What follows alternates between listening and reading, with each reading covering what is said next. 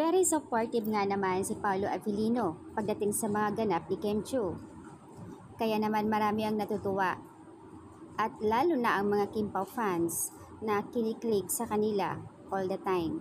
Siyempre, suporta talaga yan. Love na love ni Paolo si babe niya.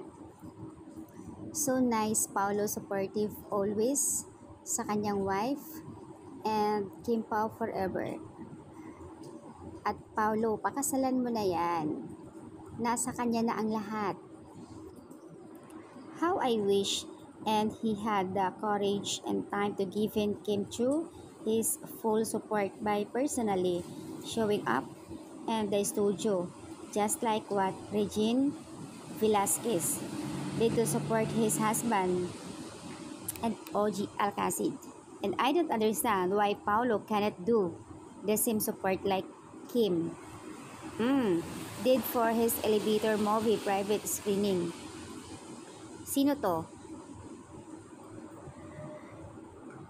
At Miss Luna, Regine is a frequent visitor there, while Paolo is not, and he is also introvert.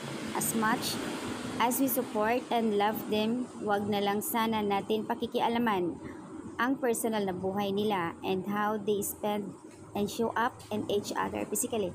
And besides, hindi natin alam ano ang mga ganap nila. Hindi rin natin nasubaybayan sa bawat lakad nila. Malay natin, di ba nga, palaging, ito yung hindi alam ni Miss Luna, yung paghatid sundo kay Kim Chiu, yung pagpunta ni Paolo sa bahay, yung pagpunta sa Baguio. Pero kung yung iniisip ng iba na dapat andun yung support ni Pao sa studio that time na nandoon si Kim na ginawa yung timeline na like Regine Velasquez.